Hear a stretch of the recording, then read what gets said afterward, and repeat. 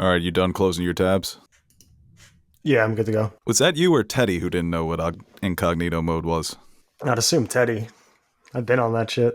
You've been incognito? I put you on it, incognito. Okay, I don't know if you can verify that, but okay, so I guess it was Teddy just out there in the public with his dick swinging.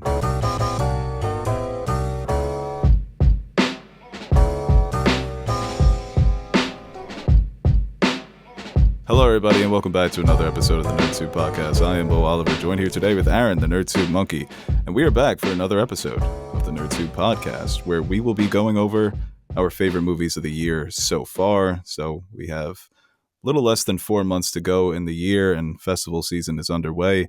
So some of the awards contenders, some of the best movies of the year, have recently released and are going to be released very soon.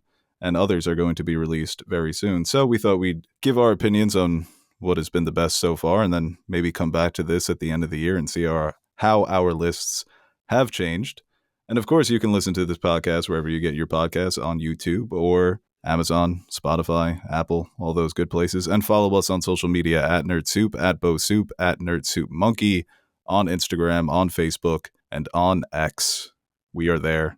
Really starting to roll off the tongue, honestly. I can't even, what was it called before? No, it's still stupid, but whatever. It is what it is. I'm big what is what it is guy lately. I feel like that's kind of been your whole thing since you were 10. Yeah, but now I'm really embracing it. I used to say it is what it is, but it was still like, I was lying to myself. Now I fully all aboard the it is what it is train. That's also a name of a show now, so I don't know. We might get striked by Cameron and Mace.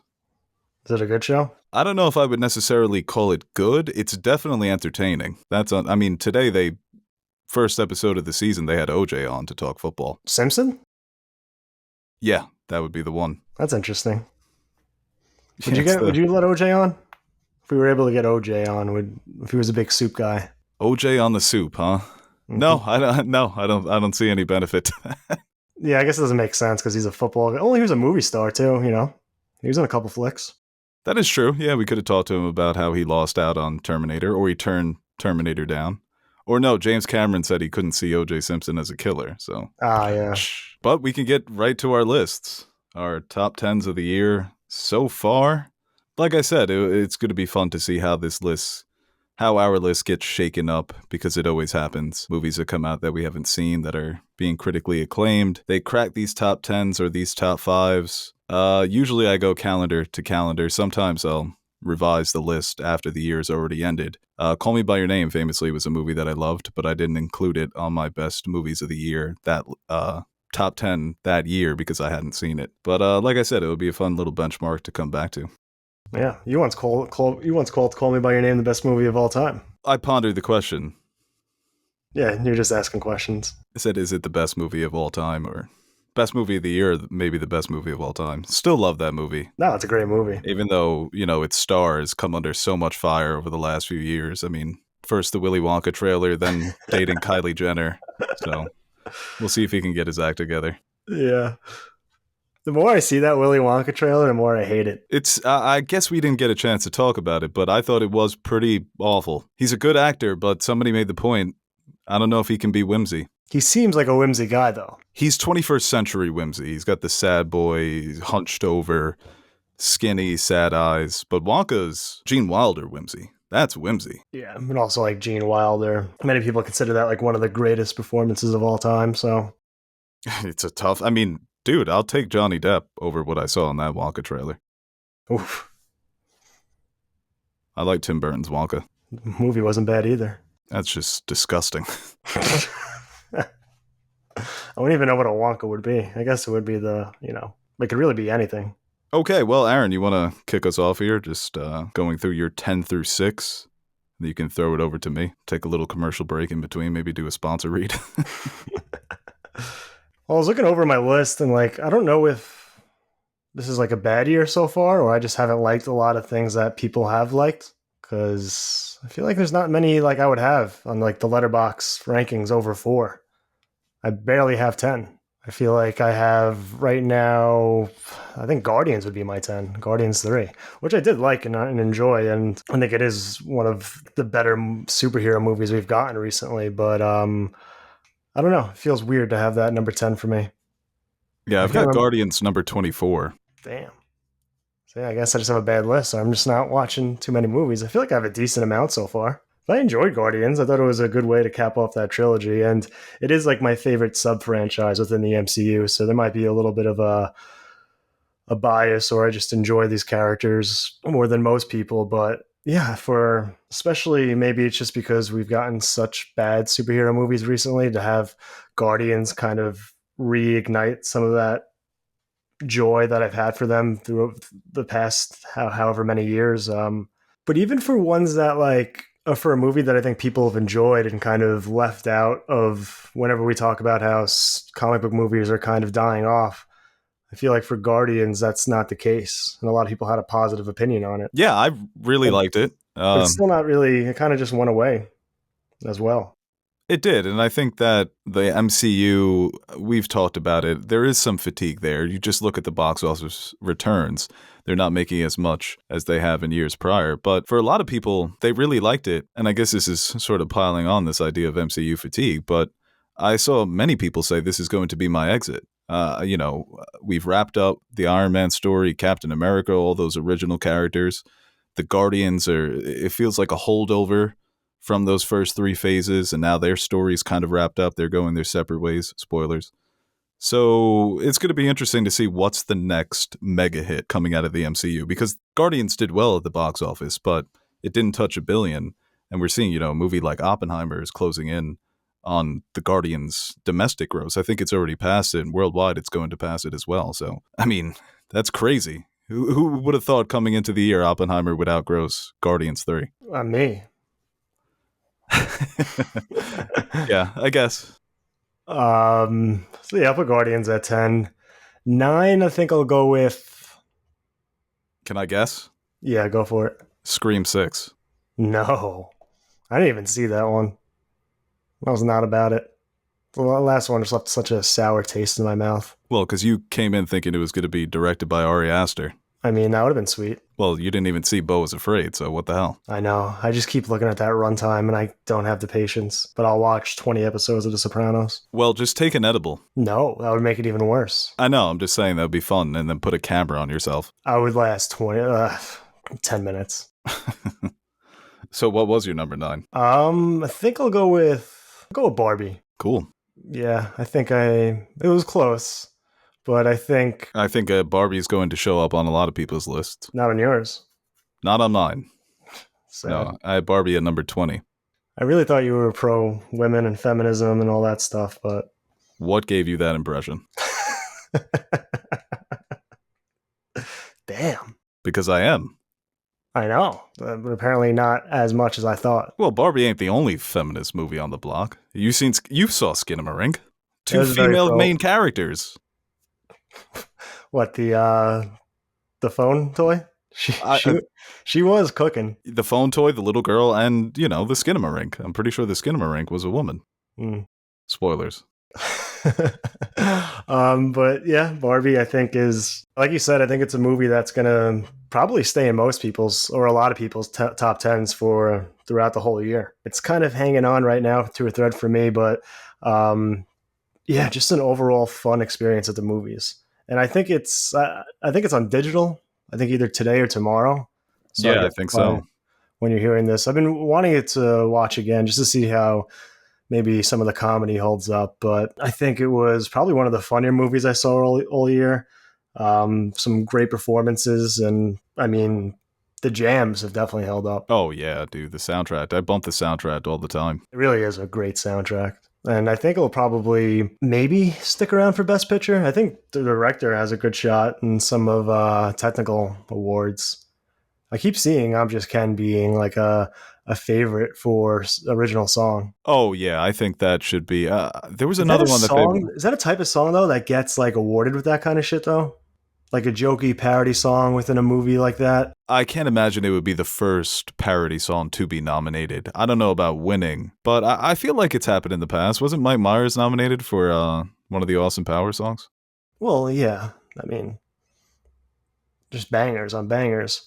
But I yeah, don't as know far if as that's true, but I'm going to start just saying he was.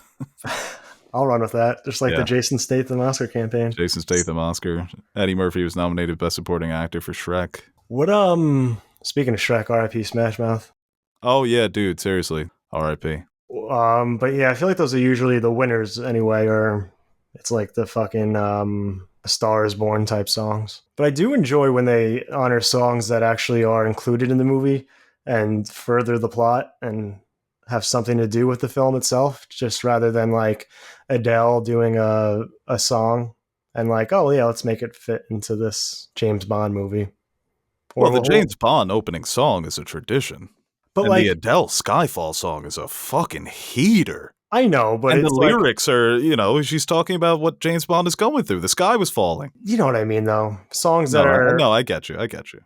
But like, especially with... they always do that so like Lady Gaga can show up. Right. And like with like Not To, like that was an integral part of that movie. So I think that should be awarded over songs that are kind of manufactured and can be placed out of the movie and doesn't necessarily have to have anything to do with the movie itself as far as the narrative is concerned. Yeah, so and I think I'm Just Ken it is kind of a parody song because it's silly that Ryan Gosling would be doing a song and dance, but it also speaks to what his character is going through. So. No, it's an integral part of the movie. Yeah, it is. So I'll give it that. And then number 8, I had Blackberry. Oh, good one. That's what I was kind of deciding between. But the more I think about Glenn Howerton's performance, the more I love that movie and his role in it. And obviously being like a huge Sonny fan, seeing him finally get like, he's been in other things, but people actually like seeing this and be like, oh shit, he's actually a good actor.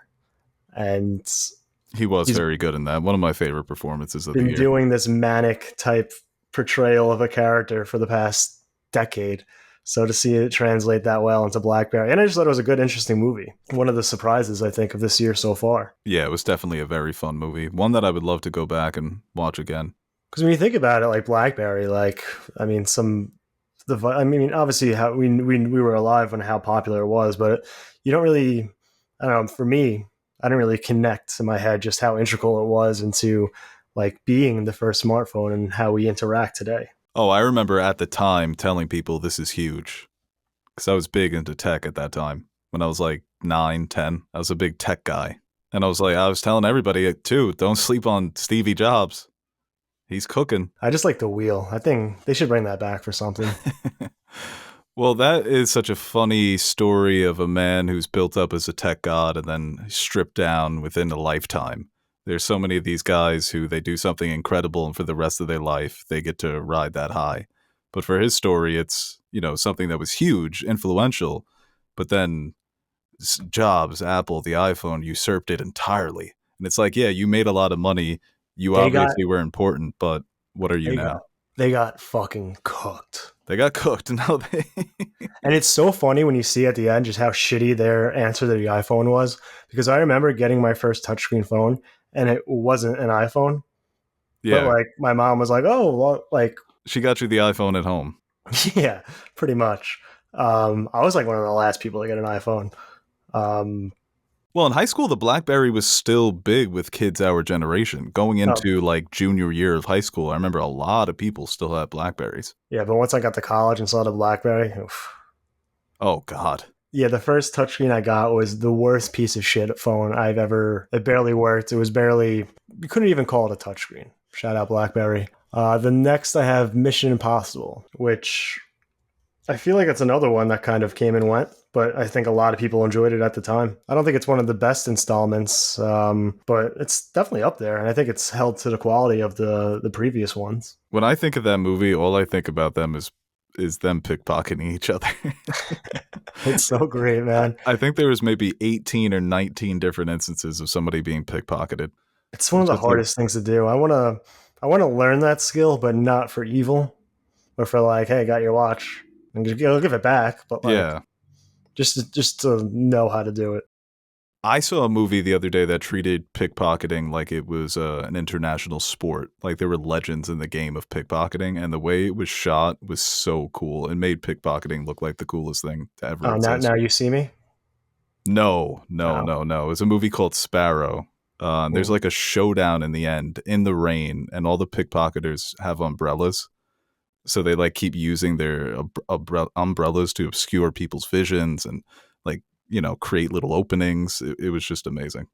Sleight of hand has got to be the coolest skill. It is. Yeah, that was always my go-to in Call of Duty Zombies. Sleight of hand. Yeah. Those quick reloads. And then I got one that I don't think many people saw. I don't even know if it. I think it had a release about a couple months ago. You might have caught it, but 1001. Haven't seen that yet. It's on the list. Very good movie. I'm surprised that like it's not being propped up more or having the same buzz as like, because I saw it at Sundance along with Past Lives, and I think that's been the one that people have really been propping up since that festival, and rightfully so. We'll talk about that later on, but I really enjoyed this one, and I think has one of the better performances I've seen this year with Tiana Taylor as the lead there. Just a very real, authentic film. I mean, like, I thought the way it was able to really put you into that situation, into the city, it felt very alive and really resonated off screen when I watched it. Yeah, that's actually available to rent on Amazon. I'm pretty sure it's available for cheap, so... Yeah, I'd recommend it for anyone looking for a pretty good movie to watch. I mean, I just looked at Letterboxd because I haven't really looked since I saw it. It's at a 3.8, which is, good. I might have liked it a lot more than other people, or a little bit more, but it seems most of the ratings fall into that 4 threshold. So I think that it's probably cheap too, right? Probably only like $3 to rent. Yeah, probably. Definitely worth it. Yeah, that was out in theaters for a little bit around here. Didn't get the chance to catch it in theaters, but definitely on my watch list. All right, cool. So that's your 10 through 6. Now we'll just go to mine. So number 10, it always makes me sad talking about number 10 before the year is over because I know eventually it is going to be pushed out.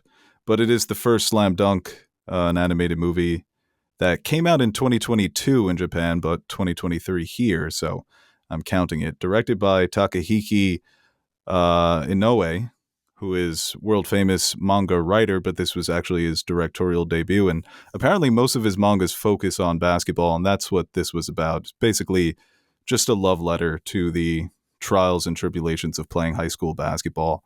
Something that I did, so I enjoyed it a lot. It was very relatable. I think not only if you played high school sports, but really for everybody dealing with the pressure of wanting to accomplish something in your teens and the work that you put in, the dedication, the practice over and over again, the friendships, the rivalries, the difference between friendship and teammate. How sometimes, maybe you guys aren't buddies off the court, but on the court, the relationship's different. There's something about that camaraderie that brings people together. And also dealing with themes of loss and grief and how families tackle that. So overall, it was one of the best theater experiences I had this year. People in my crowd were literally cheering during some of the matches. And it actually takes place over the course of one high school state championship. And then you get the backstory on the starting five over the course of the game, what brought them to those moments. So it was an absolute blast, one of my favorites of the year. And like I said, I'm going to be upset that eventually festival season's going to tear this list to shreds. It's going to be like the Wesley Snipes meme when he's shooting somebody and crying. I'm kind of hoping it does. I think it will. I mean, when you look at the movies that are going to be coming out over the next few months or the next few weeks, looks like there's a lot of bangers. Number 9 was a movie that I just recently saw, and it's not playing in a lot of theaters. So if you happen to see a theater playing it, I would definitely recommend to go out and see it. And that is Bottoms, directed by Emma Seligman, who's coming off of her directorial debut, Shiva Baby, which I didn't love as much as everybody else. I thought it was good, but this movie made me really want to go back and revisit it because this was like a blast from the past being 20 years ago.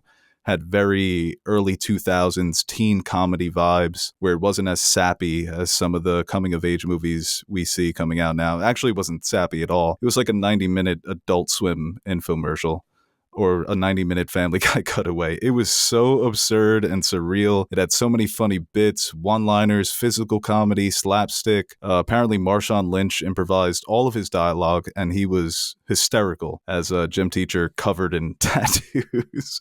The football team, they wear their uniforms literally all the time throughout the movie. There's just so many great gags. And Rachel Sennett, I said it on last year's top 10 that, or Oscars prediction, that she gave my favorite performance of the year last year in Bodies, Bodies, Bodies.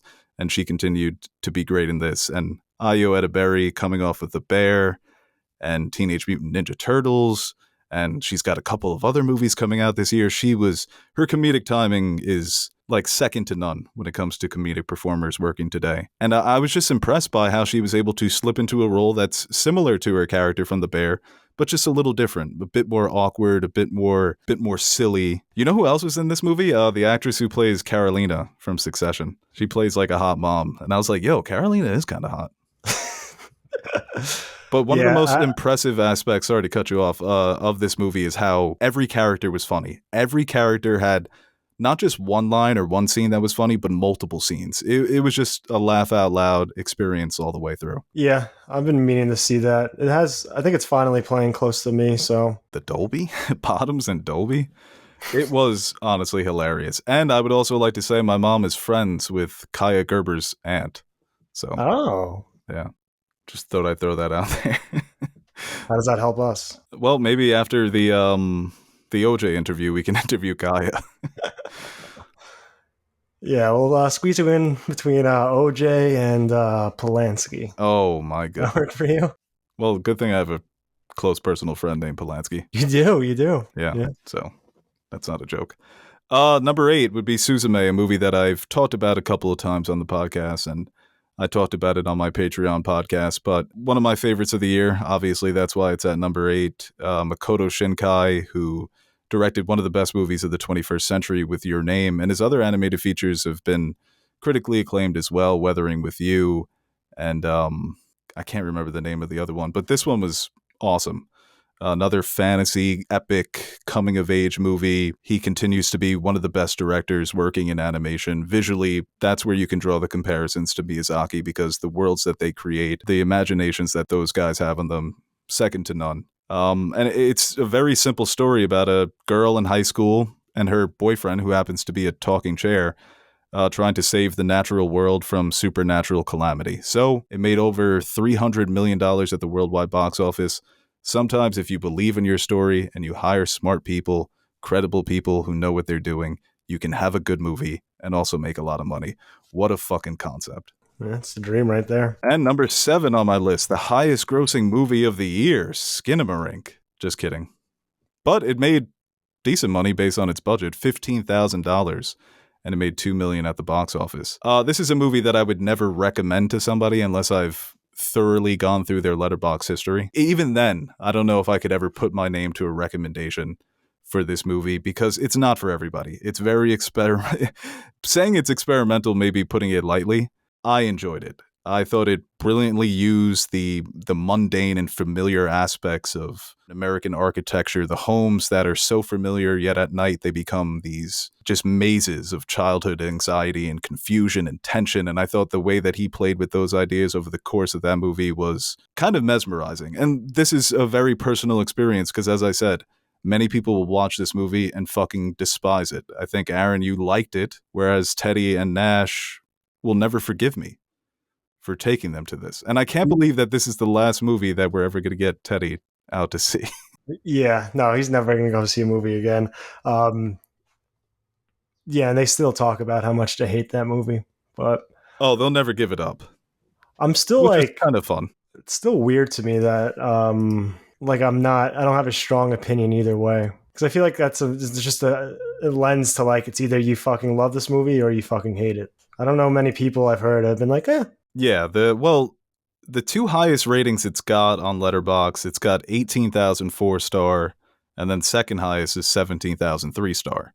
Okay. So I think maybe there are more people that do feel like you, but then there are also a lot of the extremes. Like it's got 7,000 1-star and then 8,000 5-star. So it's kind of going up and down when you look at its Letterboxd curve.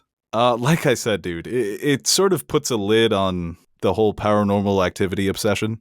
You know, the influence that those movies have had. It's like, okay, we can stop that now, because it's not going to get more interesting than this. And I don't think anybody's tried something, whether you like it, hate it, lukewarm. I don't think anything's been as bold when it comes to films that were influenced by Paranormal Activity. Yeah, no, I definitely appreciated it for being as creative as it was in terms of taking, like you said, just normal fixtures and doorways and just angling the shot right with the perfect kind of shadowing and with the fuzziness of the screen, all kind of creating this horror element to things that you wouldn't look twice at. But yeah, at times I just thought it was a little much, and I still wish they kind of kept it even more grounded, because I felt like it would have been a little bit more effective for me if they kind of took out some of the supernatural elements to it and kept it with just the basic bare bones, but using every tool at their disposal, limited tools with the amount of budget, just to make it as creepy and as haunting as it possibly can. Yeah, what's funny is there's a movie on Criterion streaming called Hotel Monterey, and it's very similar to Skinamarink, and it's like an old hotel, sort of run down in New York City, and it's 60 minutes of just different corners and crevices, focusing on doors and walls and rooms. That's all it is. But you get so mesmerized, you get so caught up in And it. that's cinema. Well, you're staring at a wall and you've seen this wall before and you're thinking, okay, this is familiar. And you're so focused on it, you're transfixed. And then all of a sudden, a flash of light comes out of nowhere and it startles you. And then you realize, oh, it's an elevator door. Yeah. Because you're so hypnotized by what you see as familiar and you're so thrown off by the unexpected. So I found it to be, I guess, the spiritual predecessor of Skinamarink. There's no way in hell that Kyle Edward Ball hasn't seen Hotel Monterey. So I think that would actually make a great double feature for anybody who does enjoy Skinamarink. Fucking psychopaths. A double feature. It's not intended to be scary, but there are shots in Hotel Monterey where you say, "Oh, okay, this is Kubrick took some of this for The Shining, and Polanski took some of this for his thrillers."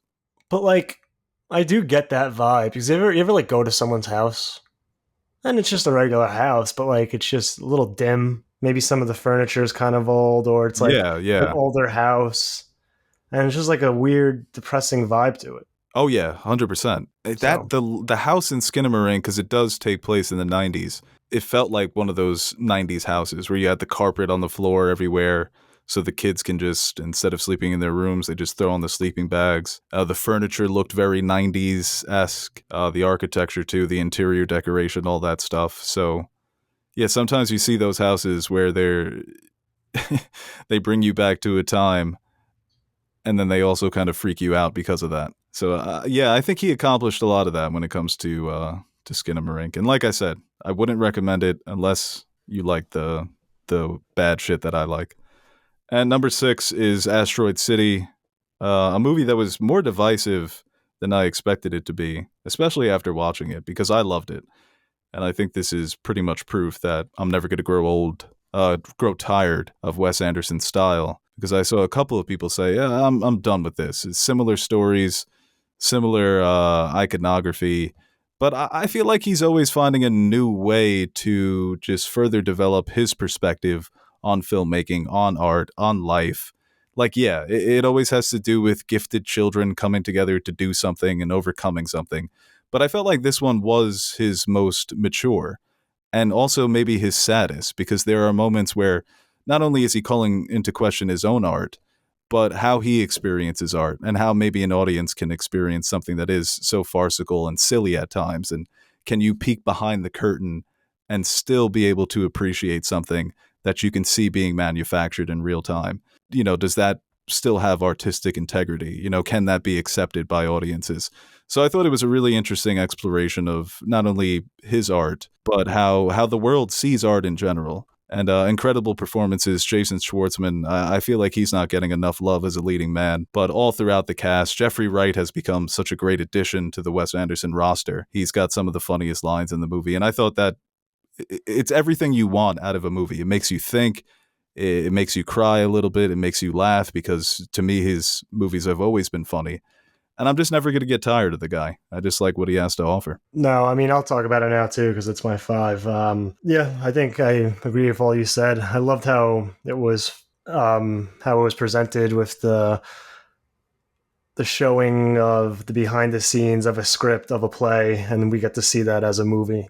I thought that was really clever, just in the sense of not not only the main storyline going on, but also just seeing the perspective of a writer and a director and what we finally see as the final product. I thought that was definitely a fun little added element to it. And like you said, his style is something that I just appreciate. I mean, people joke about it. It's kind of repetitive and it's always the same thing, but I think it's always unique to any specific setting or story he's telling. Yeah, sure, it looks similar, but I think it always he does a good job of making it fit into whatever story he's telling. And just his overall, I guess, sense of humor is something that always really resonates with me.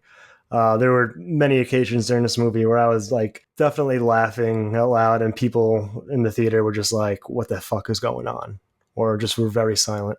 But there was like maybe 40%, 30% of us that were like on the same page, and I enjoy that. So I think if he works for you, I think it's something that's always going to happen. It's hard to be a fan of Wes Anderson and then just not like a lot of his projects. I can understand with maybe some things like French Dispatch, just because of the nature of it being kind of a group of shorts. But other than that, and that's a movie I enjoy too, but other than that, I think he's been very consistent and hasn't really made anything that I've disliked.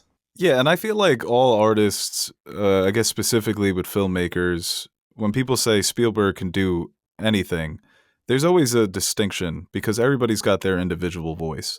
Everybody, it's cliche, but I think that people maybe misunderstand is not the best way to put it. But I feel like Wes Anderson has honed his voice to a point where he knows exactly what he wants to do and say.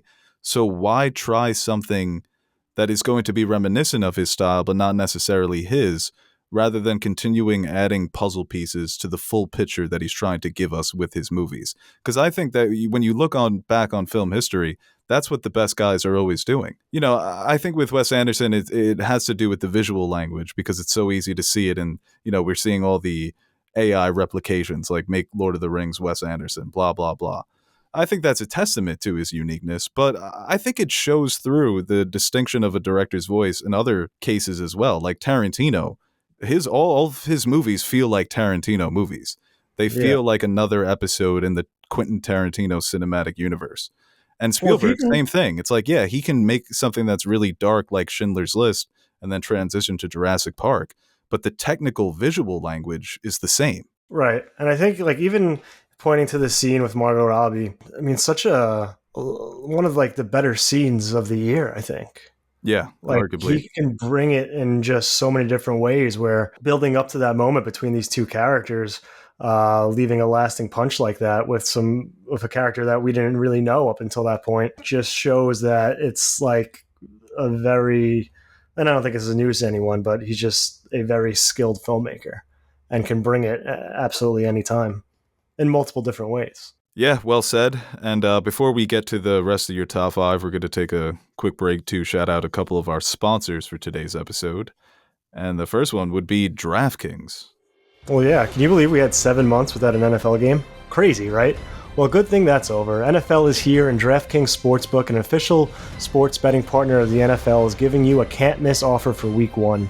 This week, new customers can get $200 in bonus bets instantly when you bet just $5 on any NFL game. DraftKings is hooking everyone up with game day greatness. All customers can take advantage of 2 new offers every single game day this September.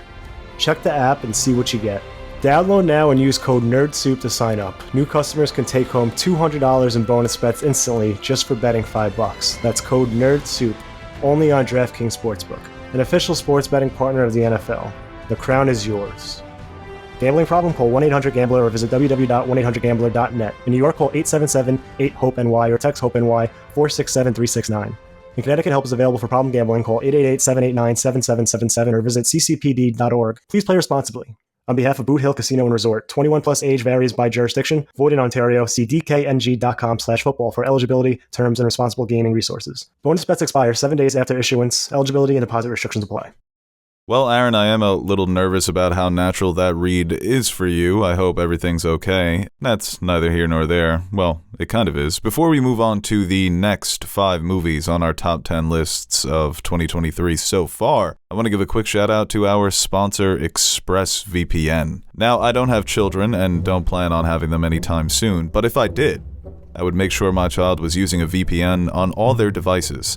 The internet today is like the Wild West, and without proper protection, your children can be the victim of 21st century outlaws, aka hackers. You wouldn't let your kids talk to strangers on their walk home from school in the real world, so why would you risk it online? Every device has a unique IP address, which is like an internet phone number that reveals your personal information. But with ExpressVPN, all that information remains private on every device: phones, computers, tablets, smart refrigerators. A lot of dumb people making smart things these days. ExpressVPN hides your real IP address and replaces it with a dummy one, so that online creepers cannot physically track your locations. And here's the coolest part about using ExpressVPN. They let you choose which country you want your IP address to look like it's coming from. This is super useful because services like Netflix and Disney Plus give you different shows depending on which country you live in. So if your kids are nagging you about not being able to watch a show only available overseas, they're like, "Mom, Dad, I want to watch the Ricky Gervais Office. I don't want to watch the American Office." Shutting them up is as simple as clicking a button. So secure your family's online activity today and unlock tons of new shows by visiting expressvpn.com/nerdsoup. Use our link and you can get 3 extra months free. That's expressvpn.com/nerdsoup. Visit expressvpn.com/nerdsoup to learn more. All right, getting back to our top 10s, now our top 5s. Aaron, you already went over your number 5, but let's start with your number... Yeah, number 4, Spider-Verse, Into the Spider-Verse. Cross the Spider-Verse. Cross the Spider-Verse. Well, we've got the same number 4. Do we? That's fun. Yeah, Spider-Verse, I think it's probably going to stick around for my top 10. I have it a little bit under the first movie, but I think this was definitely a worthy sequel. I think it really expanded on everything that made the first one so great, and I think after sitting on it after, what was it, a couple months now, I think it still very much holds up in my mind, and it's just one of those, like, I think these movies are just so special and unique, and just the effort, I think, when you think about all that goes into making this type of animated movie, and that just really coming off the screen, it really is special. And once people I think once the third part comes out, and it really can tie together this movie, I think people will have a better appreciation for it as a whole, because that is one of the, I guess, drawbacks, and for me to an extent, is that, like, it kind of does just play as a part one. It doesn't really hold its own as a film as much as the first one did, but I really don't mind that too much. I think for what we got, it was just still a very enjoyable movie, and I think probably maybe not a favorite for animated movie. We'll see what The Boy and the Heron, how the reaction to that is, but I don't think that will win. I think if anything, Elemental could. Just based on the way Best Animated goes, I mean, Miyazaki's only won once. Well, I do hope it's not, like, if it does get a Best Picture nomination, I hope Across the Spider-Verse? Yeah, I just hope there's another animated movie in there, just to make it interesting. Oh, that's definitely not happening. I know. No, I'd much rather Across the Spider-Verse get that Best Picture nom, and then the Best Animated is guaranteed. Because, yeah, it takes out the element of surprise, but I would just be happy to know that Across the Spider-Verse is getting that recognition. That would be that would totally be fine with that. Or if The Boy and the Heron pulled that off, that would be monumental. It was just a fun movie, and I think it's, like, I don't know, I enjoy movies where I can just, like, have a good time for a couple hours. That's another thing with Barbie, like, people dissecting it and making all these, assumptions of what it is about, and, like, just turn your brain off, have a good time. And when they are fun and also achieve what they were able to achieve it respectably, I just think that elevates it to a whole nother level. Yeah, I think there's a chance we're going to have 4 out of the same 5 here, but we'll see. What's your number 3? John Wick. Oh, look, well, that's in my top 3. Yeah. Talk about just fucking having just an absolute blast. Yeah, you didn't like it, huh? So you have it at 3. That's weird. Yeah. See, Wick is like the exception to that. Like when, where like Spider-Verse and Barbie, I think, were a lot of fun, but also had like some fun, like not fun, but like good messaging crafted around, and like its themes were, explored and gave you a little extra. I just think John Wick is just peak nonstop ecstasy from start to finish, from like the whole franchise, like from start John Wick 1 to the end of this movie. It really is just like we've talked about, especially with this movie and its past movies, just creativity when it comes to the action sequences and being able to create these sequences that are so unique, especially when a lot of action seems to be bogged down there. It kind of started this renaissance of especially having people be in charge that are, that come from a stunt and action background, and letting their imaginations run wild in ways that really can go as far as they want to. But just so many memorable moments of pure chaos. I mean, that overhead shot of him going through that building with the incendiary shotgun. Incendiary shotgun. I was trying to think of I wanted to say napalm, but is one of the cleanest, most enjoyable sequences I've seen, like maybe in the past decade. You just laugh. You're watching it and you're just laughing. It's not funny, but you can't just, like, that's your only reaction you can give. It's just like, this is fucking insane. And it does have funny moments. I think the stair sequence is one of the more laugh out loud moments that just kept going and got funnier as it transpired. But I feel like Donnie Yen is hilarious throughout that movie. Oh yeah, he's just great. Like everything that character's doing. Keanu Reeves is just the perfect actor for this role. You could have stopped at person, but yes. Yeah, you're right on that. Just his reactions to everything. It's become a meme at this point, but it's not to the point where like it's bad funny. It's just like that's who he is, and it's just so fucking awesome. And he's going to kill you. The delivery of that makes people laugh every time, but it's so good. It'll never get a cinematography nod, but like should. What movie looks better? Yeah, and also the way that they shot the action. It's so clean. Why does that get looked over? People just fall into the traps of the previous winners. But the use of lighting, the camera movements to really follow everything that's going on, different angles, different kind of perspectives on that's like all those things that go into crafting a great scene present there, and that's what elevates the action to, like, sure, like good action like can be made up of, cool like knives and weapons and shit like that, but what really makes it come together is the attention to detail when it comes to the technical aspect of it, and it really just creates just something so unique. Yeah, and the cinematographer who shot John Wick 4, he shot 2 and 3. They weren't nominated, but he's also shot other movies that have been nominated. I think he was nominated for The Shape of Water. I don't know if he won. And Guillermo's recent Nightmare Alley. So it's not like it's just some guy who they picked up off the street, or he's a young cinematographer and obviously showing promise. This is a 70-year-old man who's a veteran in the game. So like these people know what they're doing. Honestly, when you look at his resume, especially these last 3 John Wicks, I mean, the 3 of the best looking movies of the 21st century, just when it comes to visuals, especially 2 and 4. So yeah, it will just continue to be overlooked. He's also shot The Color Purple this year, so see how like that club sequence, best sequence in the movie. The poker sequence, even the duel at the end, like club with waterfalls, just amazing. And the best part about that is nobody stops to acknowledge these 2 people are trying to kill each other. They're just partying away. They're all fucked up on drugs, probably. Clubs, like even this and Mission Impossible, like the best it looks and the most fun I'm having is like just when they're at the club. Yeah. 50 Cent, everyone's better in the club. Yeah, Usher was making love in the club. I think that's illegal. No, he wanted to make love in the club. Oh yeah, right. He knew it would be wrong to do so, but it didn't stop him from wanting to. Well, now we know why those rumors persist about Usher. But yeah, we could talk about this movie all day. Might as well just go to your number 2 to stop us from doing that. Let me guess. 2, Oppenheimer? No, Past Lives. Wow. Yeah. Oppenheimer's here too? Oppenheimer's my 2, yeah. Yeah, we have the same top four, just in a different order. We know ball. Yeah.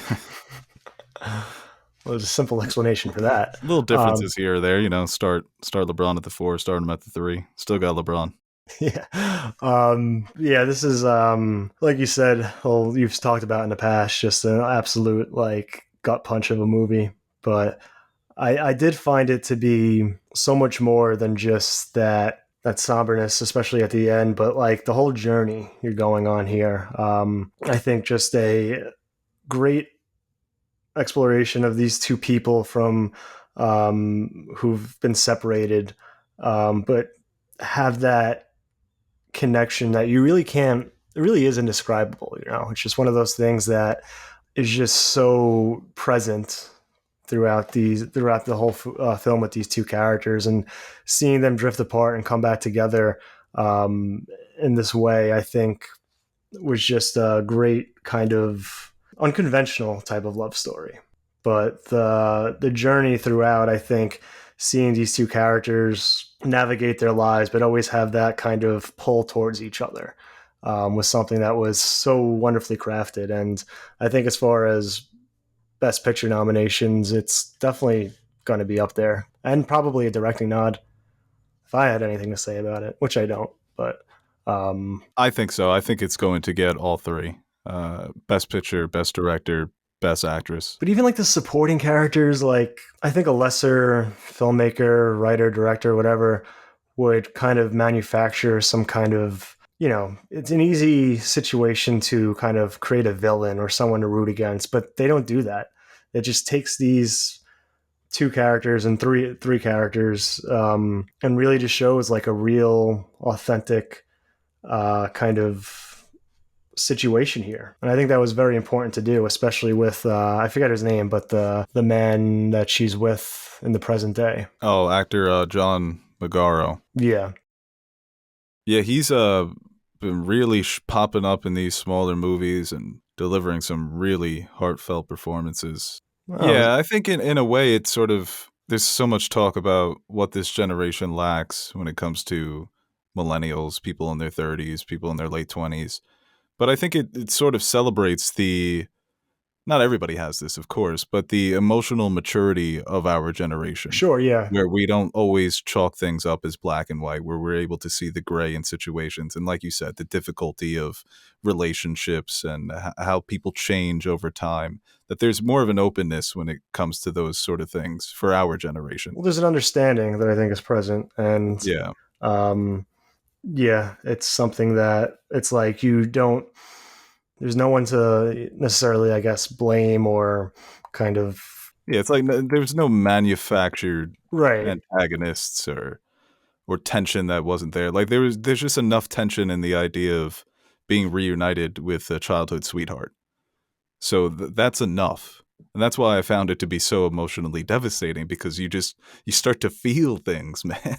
No, yeah, it's very real. And from like all perspectives too. Like there's just it's somehow like a no-win and a win-win at the same time. Right. Yeah. And I think in many ways, not even as a romance story, it's sort of cathartic when you sit with this movie and you think of the idea of one door closing and another one opening, which is a cliche that's been around for a long time. But sometimes I feel like, when I think of certain things that have happened in my life that are bad things, and I'm in a moment where I'm really enjoying my life, I'm like, well, I'm not saying I wanted that to happen or I'm happy that happened, but in a way, that bad moment did lead me to this moment of happiness. And I think it's the ebbs and flows of life. And then when you focus on a relationship, how complex that can be, I think sometimes you can just appreciate the bad for how it eventually did lead to the good. And that one day the bad is going to come back and then the good's right around the corner. So it is a gut punch, but one of the best movies of the year. I definitely would like to revisit soon, probably before award season, but... Yeah, no, I think Celine Song will be nominated for director. I think Greta Lee will be nominated for Best Actress. I don't think Teo Yo, there's a chance he can get in, but I think it's more John Magaro as Best Supporting. I think he's got a really good shot. Yeah. And like I said, he's in a movie that's in my top 5, but he's been pretty great in everything I've seen him in. Yeah, Nelly's number 1. Probably. Dungeons and Dragons. Hell yeah, baby. Chris Pine. Where's his Oscar? No, it's Oppenheimer. It's No Air? I didn't like Air. I liked Air, Oh, but you like Blackberry. You don't like Air, huh? yeah, I think Blackbird's a better movie than Air. You're such a LeBron stan. You can't even enjoy Air. All right, whatever. Go talk about Oppenheimer. It's a great movie. Who's the player? Michael Jordan. Woo! Yeah, I know him.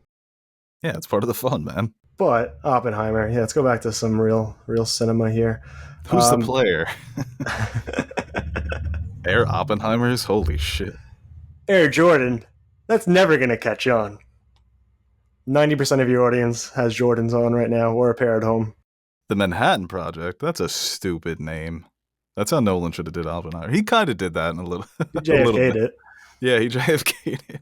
A When he young put on the senator top from hat. Massachusetts. But like, imagine take that scene from Oppenheimer and make it a movie. That was Air. I think Air's got a little bit more to offer than that, but Yeah, it's okay. got Jason Bateman. I'll give you that. Talk about Oppie.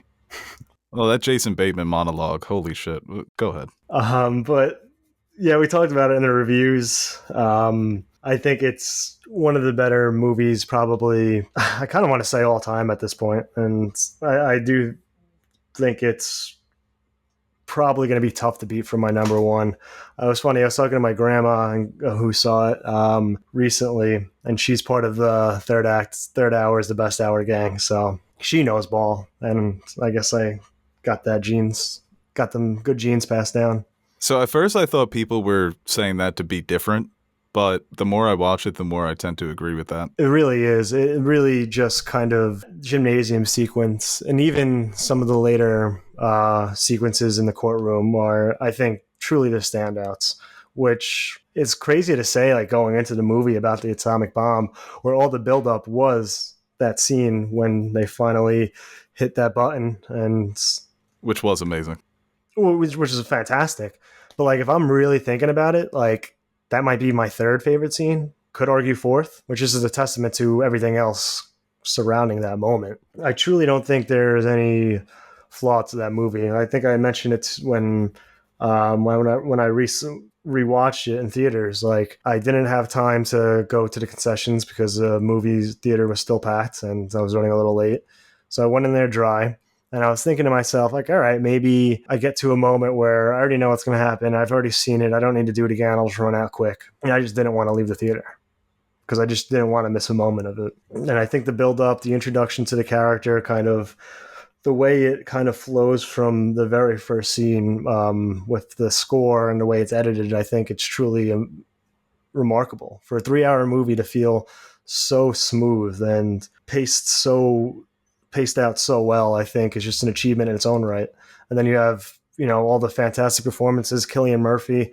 I'm hoping that he kind of stays on top for best actor. I know we still have a lot of movies to go, and it's going to be a tough. Saying Bradley Cooper's the favorite. Yeah, apparently Maestro is the greatest movie of all time. Maestro. I guess that is kind of a tomato. I've never heard it called Maestro, but if you stick with it, then I say a lot of words funky, so that's kind of just on brand for me. And you also have fucking Leo in this group. Yeah, you say aluminium. Oh, God.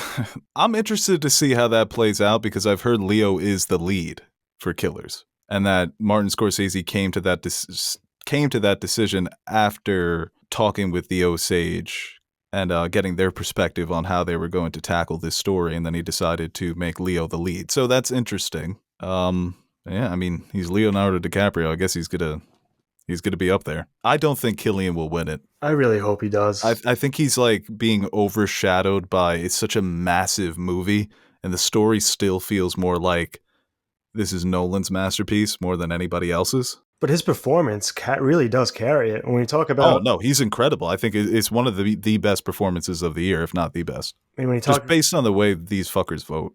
Yeah. But like that gymnasium sequence, every emotion of just guilt and kind of the realization of what's actually happening, what's going to happen later, and if he did the right... Like, everything's just there on that man's face as he's trying to navigate his way through the speech. And it's just one of the better scenes. I mean, I think by far that's the best scene of the movie. Well, every time I rewatch it too, and the banging comes in at points when that scene hasn't happened yet, Oh yeah. the way that he used the stomping throughout. And somebody, Josh Lewis on Letterboxd, wrote a great review of this movie, and he talks about how, in the beginning they say, "Can you hear the music?" But by the end of the movie, the only thing he can hear is stomping when he thinks about science, and how, like, yeah, the development of the nuclear weapons has had dire effects on the world, but for him personally, the way that he lost a part of himself, it is tragic. And I'm not going to cry for the one guy who had a very successful career and became the world's most famous man, but it is his story. It is called Oppenheimer. So that the way that stomping comes in, it sort of breaks your heart every time you see his reaction to it. Yeah, I mean, there's everyone else too. I mean, I'll go quickly here, but like Robert Downey, I think he's up there, right, as a favorite. Oh yeah, he's definitely that to me. Not because I think he deserves it, but I think he's going to win it. And he was very great. I think it would be a deserved win, but I'm not like banging the drum for Robert Downey. But that feels like a legacy award just sitting on a fucking platter for the Academy. It does seem like these big movies, the like for big budgeted movies or like movies that are massively commercially successful, the supporting usually gets the go. Yeah, it's always the supporting. Maybe It there always is goes something that to way. that being the movie before the actor. Well, it's like Lord of the Rings. The Mhm. only acting nomination they got was Gandalf, and Dark Knight. It was Ledger, even though Bale should have been nominated. I'm trying to think of others. Even Django Unchained, huge box office success. No consideration for Fox. Waltz wins. Glorious Bastards, Right. Black Panther. Yeah, didn't even get fucking one. Michael B. Jordan didn't even get that nomination. But I guess Angela Bassett for 2. Yeah, Yeah, Michael B. Jordan was snubbed for that first one. That was strange. But I'll tell you what, right after Cillian Murphy, Robert Downey, it's Jason Clarke for me. Jason Clarke is so fun. He's such a douche. he's the The way he worst. like would slide his chair closer to them when he's grilling them, like offer them a nice little cup of water and then raise an eyebrow. Like, what do you got for me, dickhead? He was so annoying throughout that whole movie. And Rami in limited Malek. time, I thought Florence Pugh, maybe they could have given her more, but I thought she left an impression. You definitely felt the sadness and the emptiness of that character, the hopelessness that she felt that sort of mirrored Oppenheimer's life. And yeah, Rami Malek coming in there at the end. I just love how they treat the physicists as Avengers. Yeah, you know what? It's funny because after World War II, that's really how they were treated until all their reputations were destroyed. Like who is it? Who is was it Strauss? No, not Strauss. Fuck. Who's Kenneth Branagh's character? Oh, Niels Bohr. A Bohr. Like, oh, if only we can get Bohr on the team.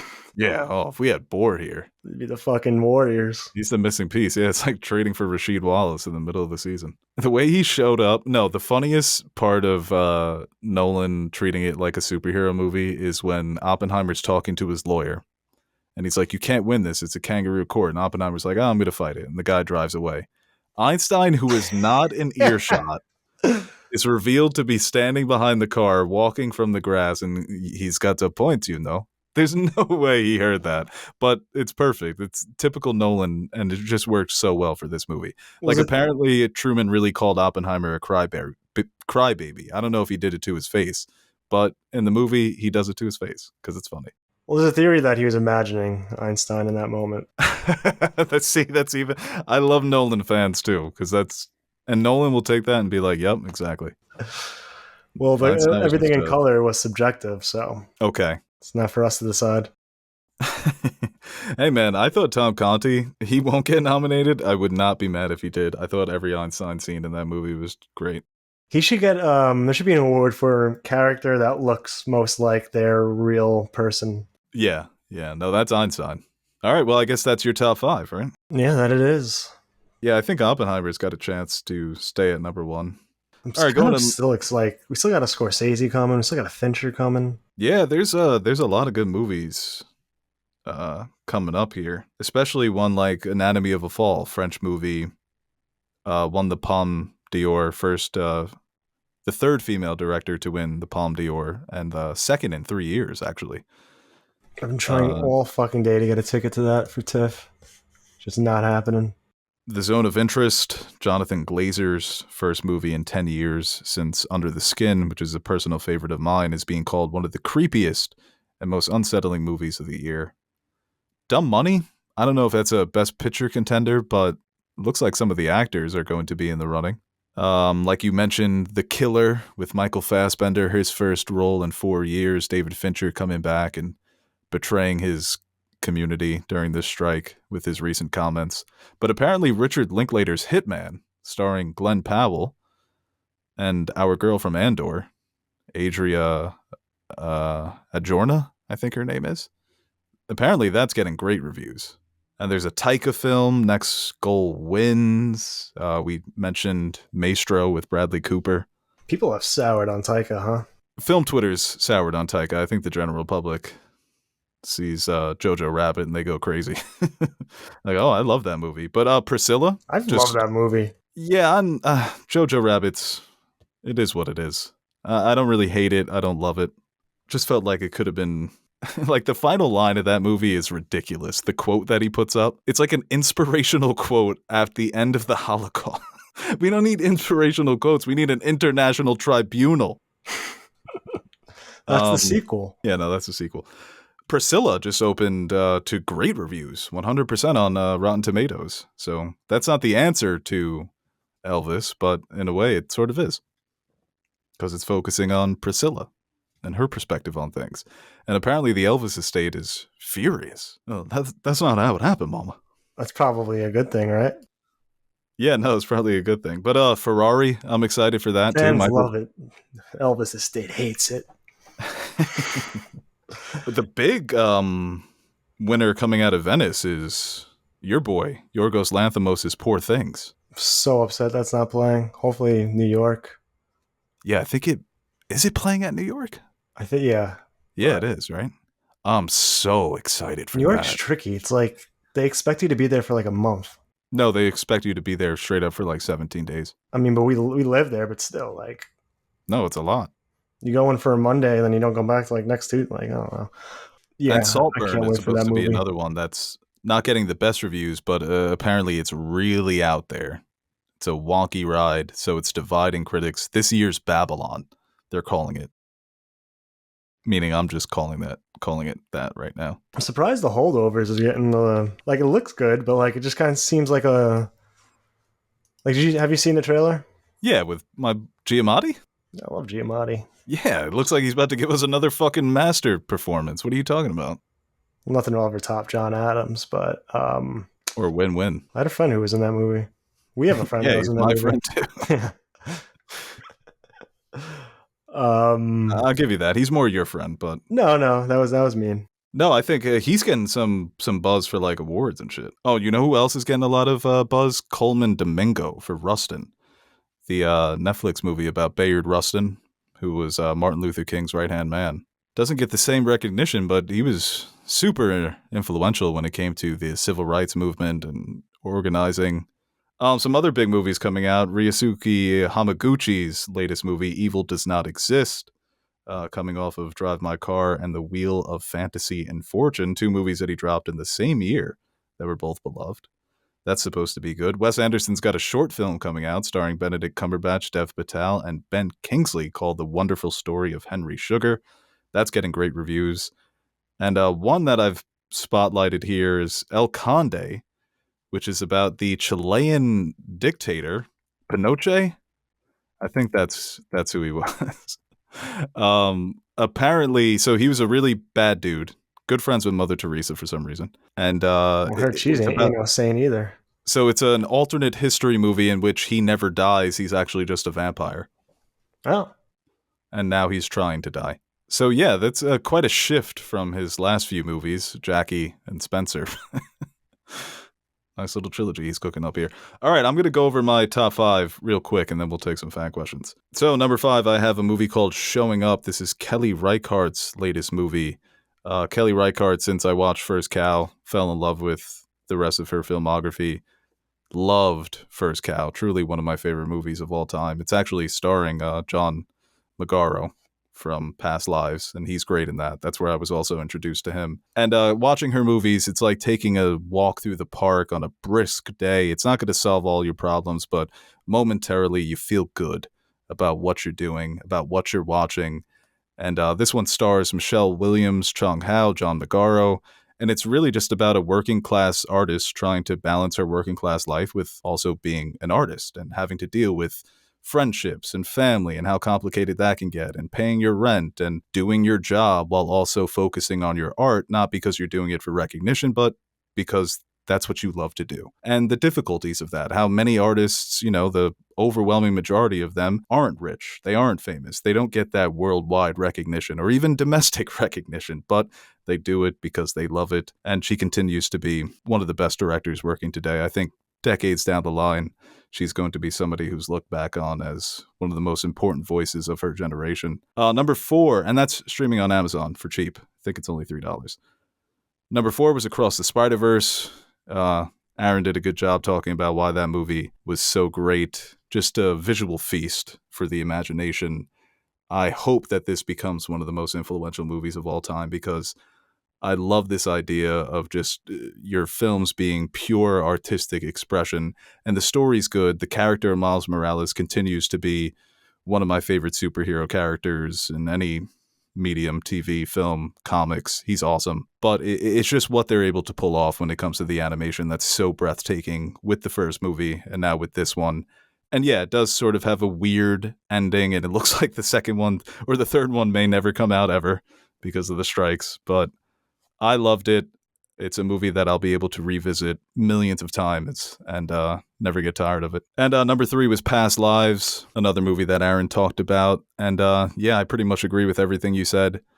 It was a gut punch. It's a movie that I maybe will never watch again, or maybe I'll watch it with the sound off because it's shot so well. It's so clean, picturesque. It's like sifting through snapshots of these people's lives. And, everything that you said about it was spot on when it comes to, it could have taken the route of some of these other romance films we see, just manufacturing tension between people and conflict. But there's enough conflict already in real life romance, and I think it tackled that beautifully.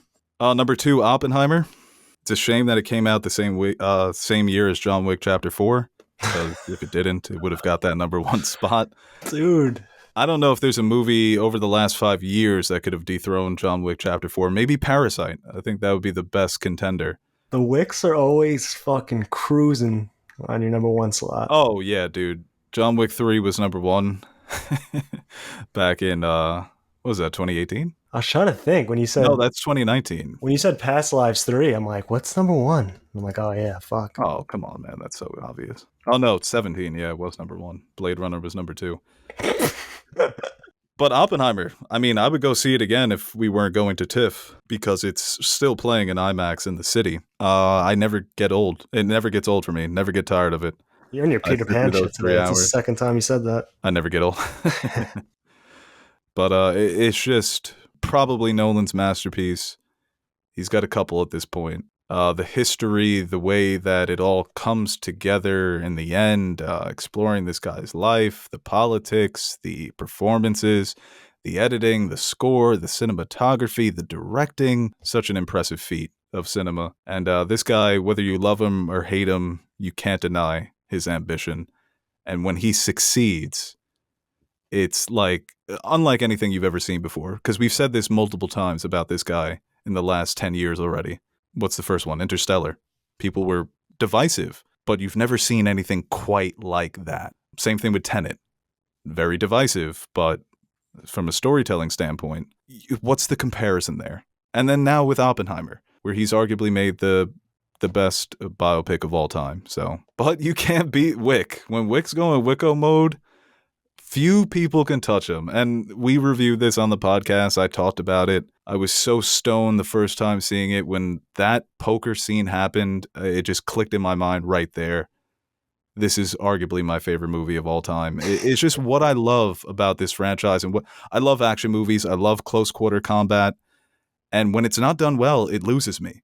So I have a very high standard when it comes to that.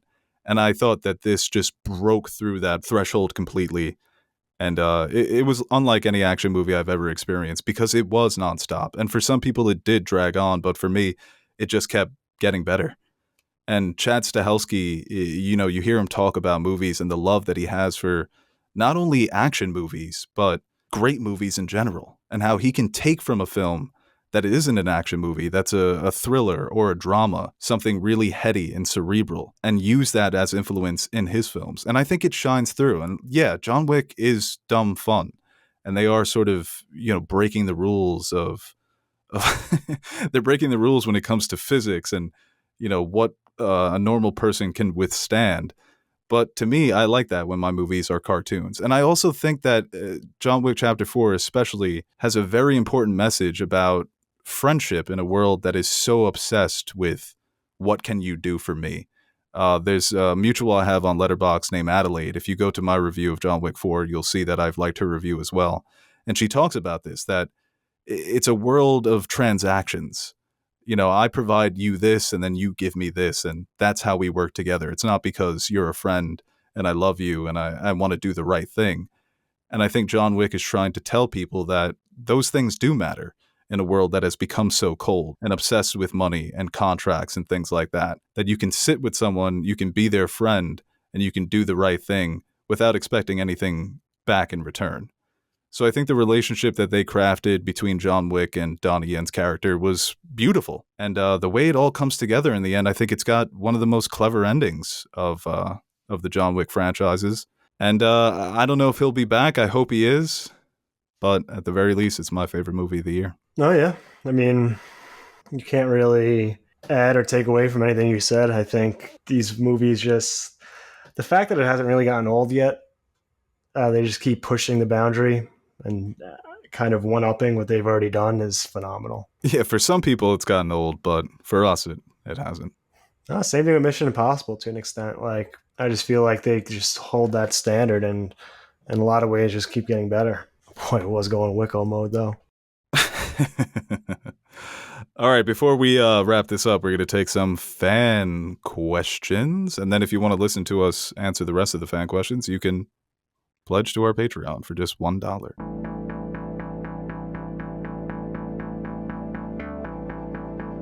That's for the fan to decide. Yay! People, you call up to the show, you better be ready. That's what you're supposed to do. Sitting there arguing and you're trying to spell your name and all of this other stuff. It's not your show, it's my show. I'm giving you the opportunity to speak your mind. Don't call up here unless you got something to say. All right, this question here from Foodie Feet NYC. How would you explain the Barbie Oppenheimer box office in sports terms? Well, I think it's simply, you can say, like when two heavyweights fight each other. Win or lose, if Floyd Mayweather and Pacquiao are fighting, they're both getting a huge payday. Yeah, that's true. So yeah, it'd be like a big fight.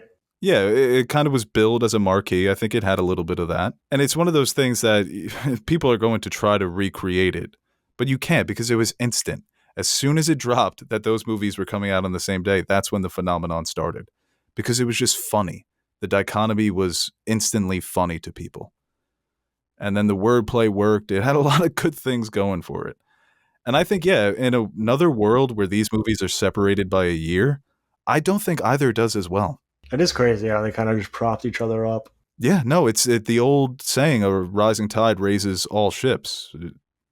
Proven here. Yeah. This question here from Chad Polo _Creed. Thickest animated cartoon mom. I mean, that's Mrs. Incredible. Yeah. That's not even, I didn't even have to think.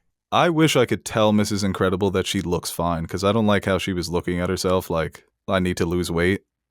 Somebody needs to tell her, no. I would risk my life or trade my life in to be a cartoon, to be in her world. You don't even have to meet. I just want to know I exist in the same universe. So you're taking Mrs. Incredible over Jessica Rabbit? Jessica Rabbit was made for people to be like, oh, she's hot. Mrs. Incredible, she just was. You're saying Jessica Rabbit's had work done? They know there was an intentional thing by the artist. Mrs. Incredible was it just came together organically.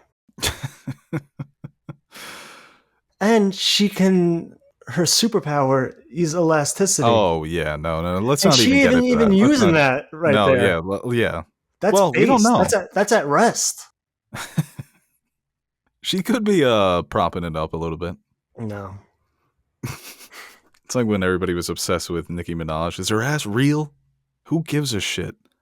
This question here from Joseph_Porco. Were you surprised that Oppenheimer didn't make close to Barbie despite the Barbenheimer phenomenon? No. I think what Oppenheimer's done is just good enough for Oppenheimer. I mean, if it hits $1 billion, Oh yeah, the that's most insane. unlikely $1 billion movie of all time. No, I mean I didn't think Barbie would be close to like 1.5 billion. So I think they both just absolutely exceeded expectations. So This question here from young_Jonesy. What are your top 5 movie characters' portrayals of 2023 so far? portrayals. I don't know an exact top 5, but I mean some of the people we've highlighted on this podcast: Cillian Murphy, Yeah. Greta Lee in Past Lives, Jason Schwartzman in Asteroid City, Michelle Williams in Showing Up. I didn't talk about her much when I talked about Showing Up. She was great. Even Dave Bautista in Knock at the Cabin, which was number 11 for me right now. So Yeah, Glenn Howerton and Blackberry. yeah, that's a good one. What else do we got? You know what's Love good? Palm Clementif and Mission Impossible. Well, I mean, everyone in Mission Impossible. Yeah. Well, I got to pick one. I got to go with my girl. A couple underrated performances. I think John Boyega, Big Flo and Tyrone. Yeah, Jamie Foxx too. Both of them.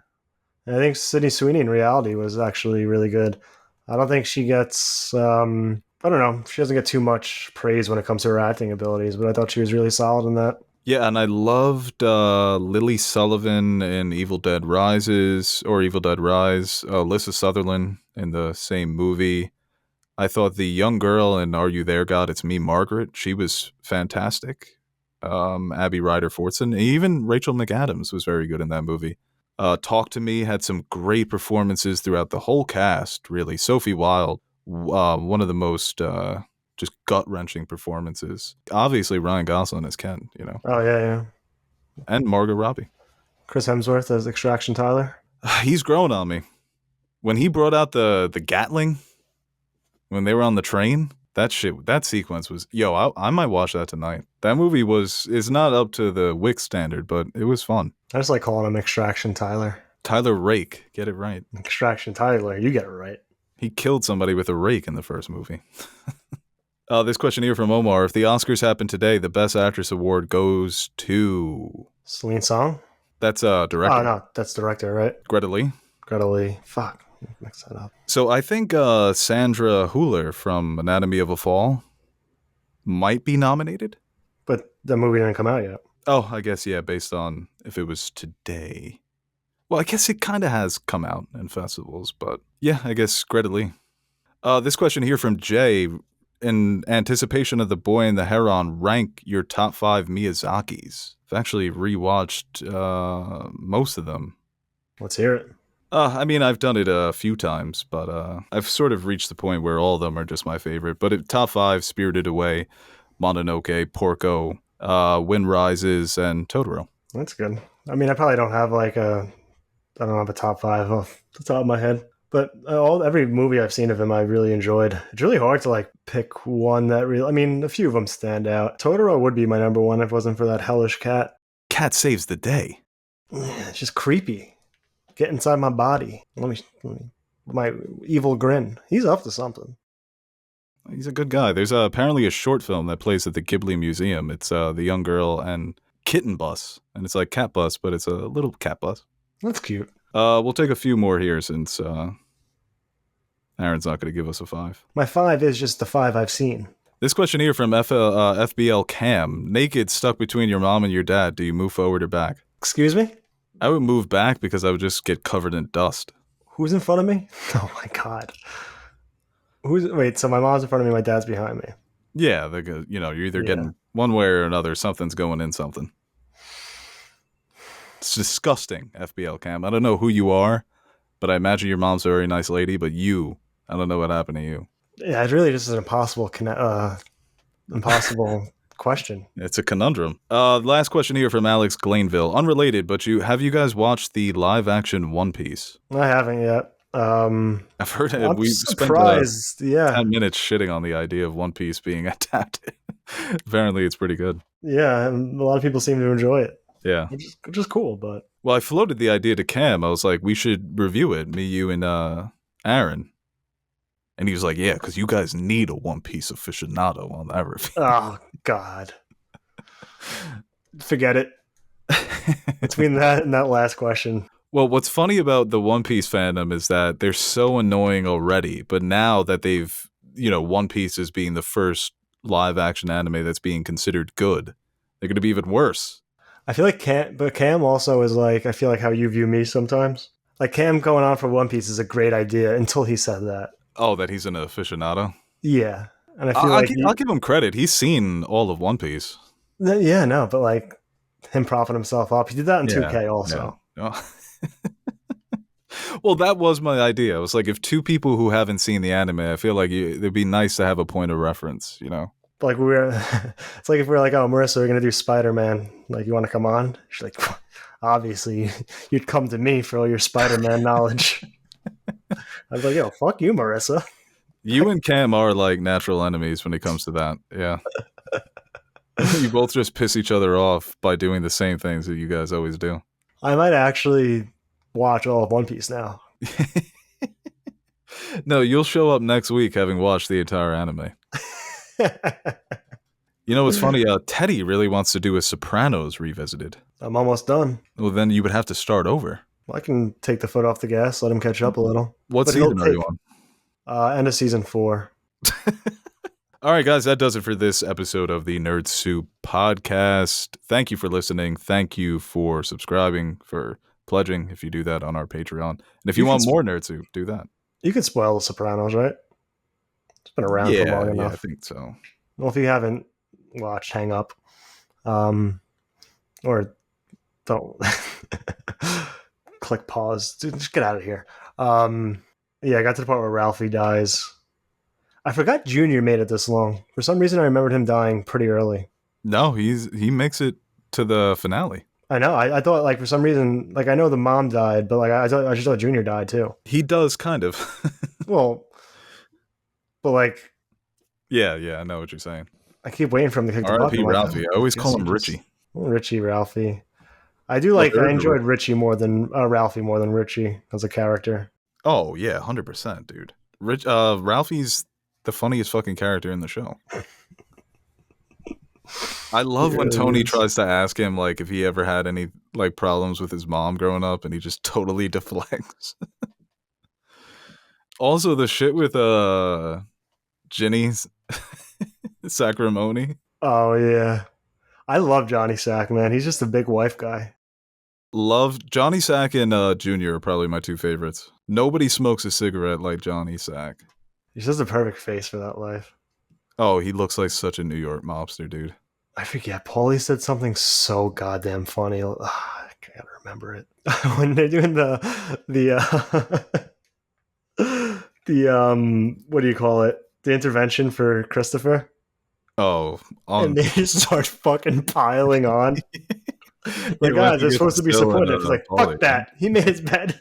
You gotta live with the consequences. But like when Christopher, when they all had to explain like how Christopher affected them, and Sylvia was like, one day I came into the Bing and his head was halfway into the toilet.